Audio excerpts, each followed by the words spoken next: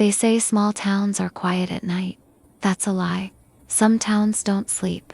They listen. And some of them count how long you breathe.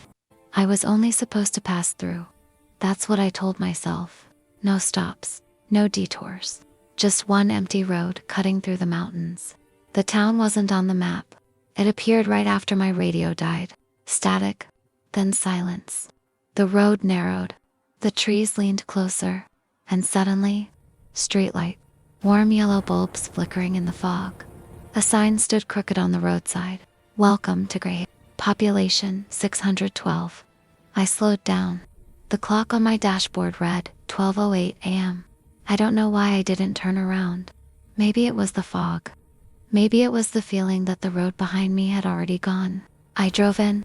The town was old. Wooden houses. Closed shops. Curtains drawn tight. No people. No cars. No sound. Even my engine felt too loud. I parked near what looked like a diner. Lights were on inside. That should have comforted me. It didn't. The moment I stepped out of the car, I felt it. Pressure. Like the air itself was watching. I inhaled, exhaled, and somewhere nearby, something clicked. Metal, like a counter. I froze. Hello, I called. My voice echoed too long. I laughed nervously. Get a grip, I muttered. I walked toward the diner. The door was unlocked. A bell rang as I stepped inside. The diner was spotless, too clean. Fresh coffee sat on the counter, steaming.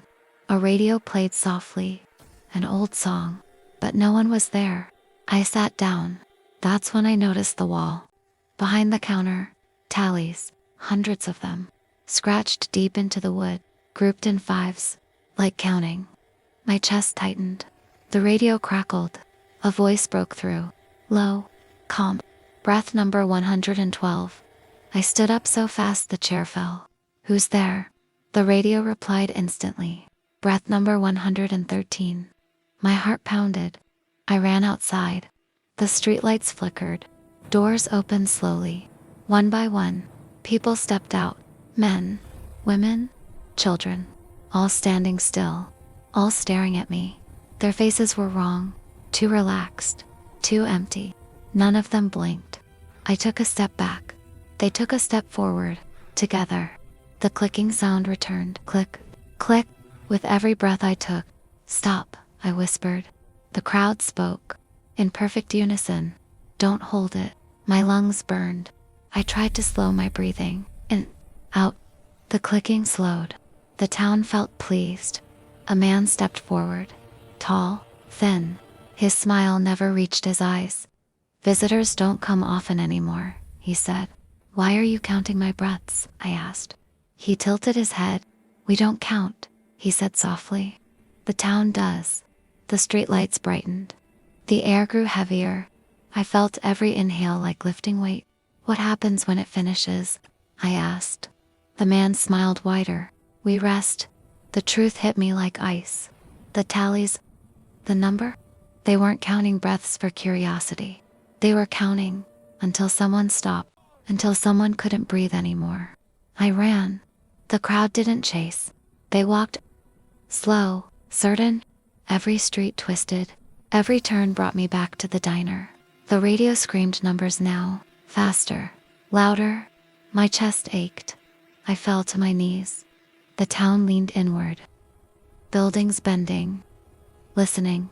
Hungry. I gasped. The clicking went wild. Then, silence. The town froze. The man stood inches from my face. Not yet, he whispered. You're not ready. The ground beneath me cracked. A hatch opened. I fell. Cold air swallowed me. I landed hard. Below the town were others, hundreds, lying still, eyes open, mouths frozen mid, tallies carved into the walls, names written beside them.